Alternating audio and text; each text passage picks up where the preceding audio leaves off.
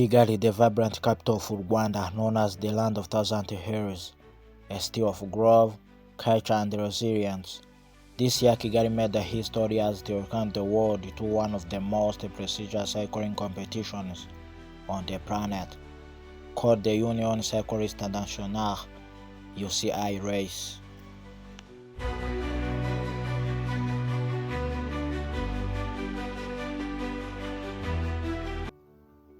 For the very first time, Africa became the stage of this world-class event.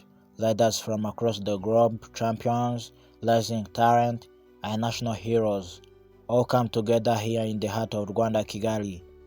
The energy was electric. The streets of Kigali turned into arenas of passions, fans cheering, drums beating, and songs of joy filling the air.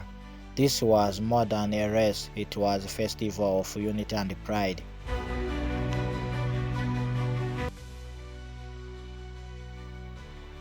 As the riders lined up, anticipation filled the city.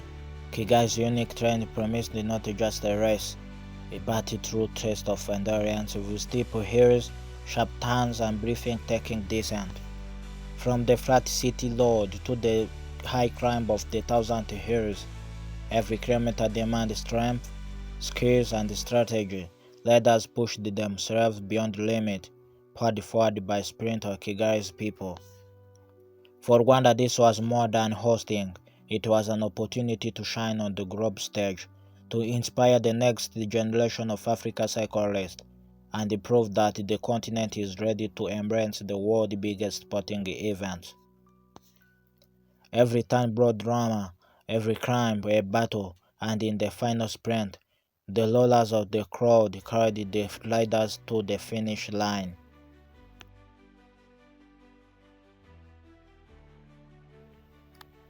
A champion was crowned, but Kigali was the true winner. The city showed the world not only its beauty, but its soul, a sprint of hospitality, resilience, and joy.